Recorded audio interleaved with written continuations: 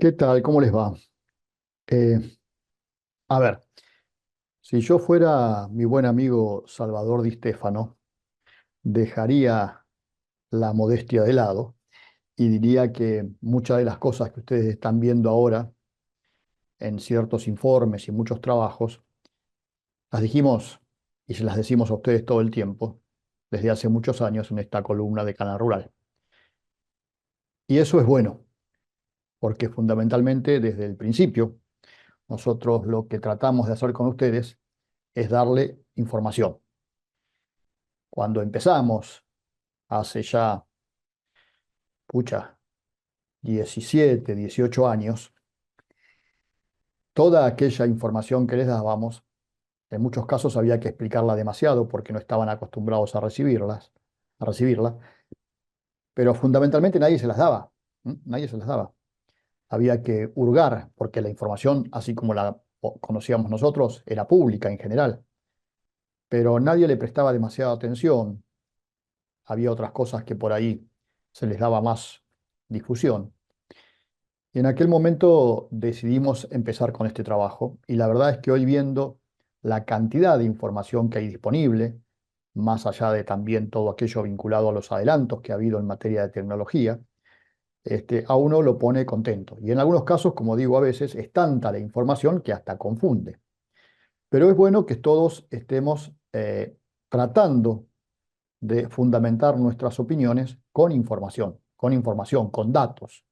Me parece que es la mejor manera de precisamente decir lo que digo o lo que decimos, porque está demostrado que lo que decimos hay datos que lo sostienen, hay datos que lo sostienen. Eh, Esta introducción tiene que ver con que en los últimos tiempos todo el mundo mira eh, cómo va la marcha de las operaciones que hacen los productores, las ventas, ¿no? Pero acá hay un tema que no hay que confundir. Nosotros siempre mirábamos y seguimos mirando, de hecho todas las semanas, la información sobre la marcha de las ventas de los productores, fundamentalmente para saber a dónde estamos parados en materias de comercialización. Ahora tenemos claro, y todos deben tener claro, que la mercadería que producen los productores es de los productores. Y porque es de los productores, es su trabajo,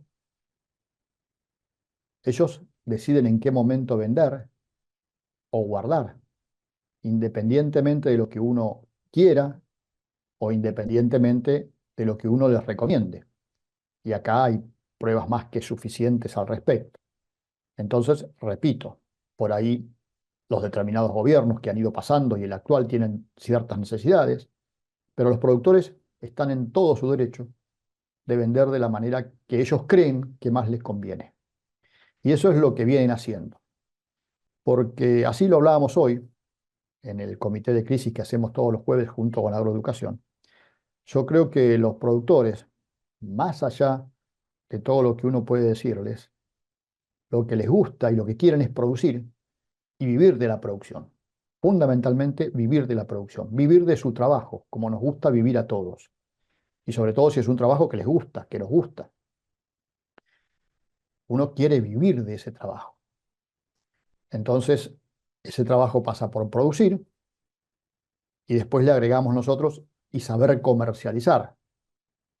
Y hasta ahí es razonable porque es una actividad que de esa manera se desarrolla en cualquier parte del mundo que tenga una política y una dirigencia, entre comillas, normal. Lamentablemente a nosotros no nos pasa eso. Y entonces ahora, desde hace un tiempo,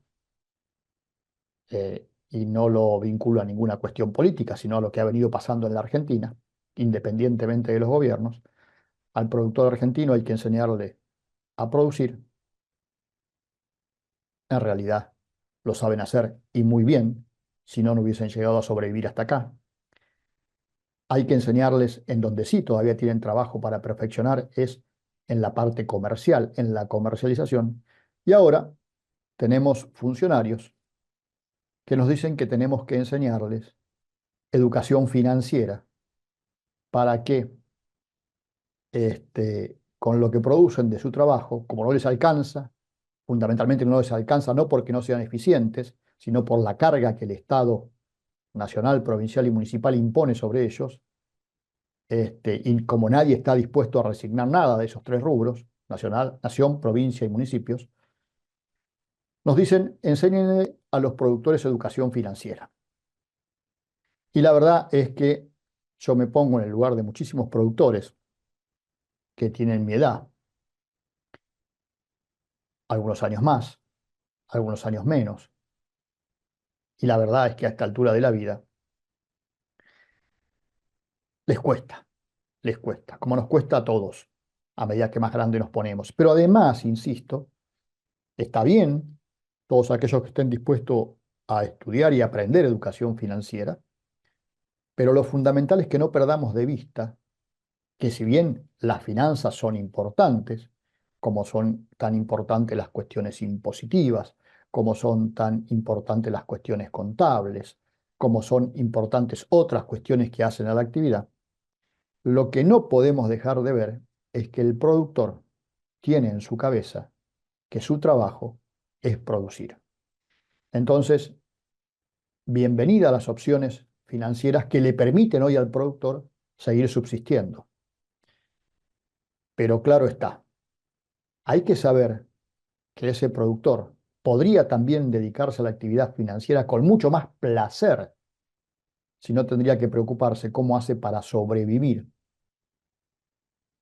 y no por sus ineficiencias, sino por la pesada carga que los gobiernos le imponen. Y cuando yo veo todos los planes que este gobierno está lanzando, no hay nada en favor de la producción, solo que le van a mantener los derechos de exportación, solo que le van a mantener el cepo, solo que le van a mantener el impuesto país. Y que ya cuando la economía se regularice, se normalice, si algún día eso llega, ahí se van a acordar del campo.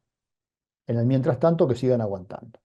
Y es absolutamente injusto esto, porque hay otros sectores que están siendo de alguna manera contemplados o beneficiados con las políticas que este gobierno está proponiendo. Cuando miramos los proyectos de ley o el proyecto de ley base este que mandó el gobierno, y en donde se intenta apostar con beneficios a aquellos sectores cuyo éxito no está comprobado, y mientras se sigue castigando al sector cuyo éxito está más que comprobado, ¿m? Por la experiencia reciente, por la experiencia reciente. Los años en que Macri le sacó el pie de encima al campo, los primeros dos, los resultados fueron buenos. Después hubo problemas que tuvieron que ver con la administración de los recursos. ¿M? Y muchos de los que en aquel momento cometieron los errores hoy están formando parte de este gobierno. Préstenle atención a esto. Pero me fui del tema. En realidad quería mostrarles un trabajo que hoy presentó con Inagro y que me parece interesante. Insisto que se dé cuanto más información, pero que muestra también un dato que es importante que tengamos en cuenta porque ayer precisamente hablábamos de las demoras que hay en la comercialización, en particular de la soja, ¿no? Pero sin embargo, cuando miramos este gráfico de la manera que lo presentó con Inagro hoy, es interesante observar cómo, comparativamente a los 2 años previos, este año, más allá de que en proporción al volumen de la cosecha la participación es menor, el volumen que se vendió de soja hasta ahora es mayor. 16,7 millones de toneladas, el año, casi el doble de lo del año pasado, que fueron 9, y algo similar a lo que pasó en la campaña 21-22. Es cierto todavía que sí, gran parte de esto está en la condición a fijar, pero también es cierto que se vendió casi el doble en términos de volumen respecto al año pasado. Por supuesto, como esta cosecha, por suerte, va a ser bastante mayor a la del año pasado, prácticamente el doble, es importante que esto también se sepa. Pero les repito, la mercadería es de los productores y los productores tienen todo el derecho de venderla en el momento que quieran. Es su negocio. Dicho esto, también vamos a aprovechar para ver los valores de paridad que los repasamos cada tanto y muchas veces mis amigos de la exportación, algunos que me auditan según dicen, dicen que no los muestro cuando los valores están por encima de la paridad teórica. Acuérdense, la paridad teórica es lo que un exportador podría pagar en función del precio que recibe por la mercadería cuando la exporta. Y se parte de un valor FOB, que es el FOB de mercado, pero para pagar los derechos de exportación hay que tomar el FOB oficial. Vamos a empezar con el trigo. Y en base a esto, hoy llegamos al resultado que la paridad teórica para el trigo disponible está en 235, 236 dólares y se le está pagando en el mercado 260 dólares o más. Siempre estamos contemplando, en este caso, al tipo de cambio, para que sepan cómo llegamos a los 260 dólares, al tipo de cambio que recibe el exportador. Esto da una diferencia negativa para el exportador de trigo de alrededor de 24 o 25 dólares sobre el puerto de Rosario, que si uno ve cuánto le sacan al productor de trigo por los derechos de exportación, 35, en realidad, por esta realidad del mercado precisamente, es como si el productor pagara mucho menos derechos de exportación. Y cuando nos vamos al trigo diciembre, cuyo precio en el mercado interno está en el orden de los 250 dólares, y vemos que la paridad teórica da 234, allí también, en principio, la exportación está trabajando con un contramargen de 16 dólares. Esto es para tener en cuenta, ¿no? Porque habrá que ver, es una de mis inquietudes, hasta cuándo la industria molinera, que es la que está marcando un poco el mercado, sobre todo el del disponible, puede seguir pagando estos valores cuando ya se empiezan a escuchar ruidos muy fuertes respecto al precio del pan.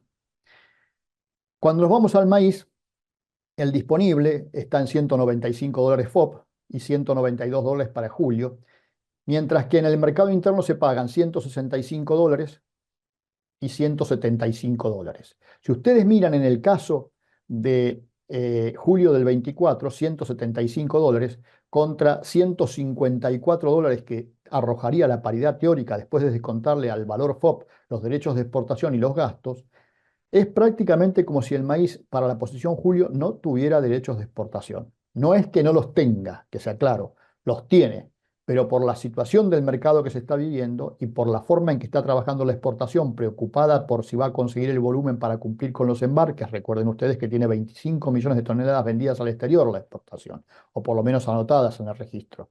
Y todavía le faltan comprar cerca de 10 millones de toneladas. Y tenemos el fenómeno de la chicharrita, que también hay un problema de calidad para exportar.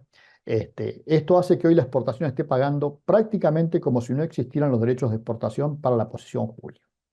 Y cuando nos vamos a la soja, bueno, en el caso de la exportación de poroto y la exportación de la industria va por el lado del aceite y la harina, el valor FOB compuesto de los dos componentes, para el caso de la industria da 493, para el caso del poroto solo 467.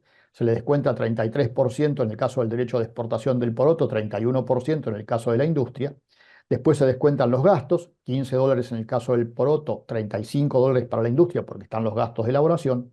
Y así ustedes ven que en este momento prácticamente el precio del mercado está dentro de la paridad de la exportación de poroto y la industria está recuperando una partecita muy chiquita todavía del contramargen con el que trabajó durante gran parte de las semanas y meses anteriores, porque hay que decir así, durante varios meses, cosa que creo nunca había pasado, la industria estuvo trabajando a contramargen precisamente por la situación de oferta y demanda local de la soja. Veremos cómo sigue el proceso, pero la buena administración que están haciendo los productores de su oferta les está dando resultados. Veremos si el mercado internacional y el tipo de cambio en el mercado local los acompaña. Hasta mañana.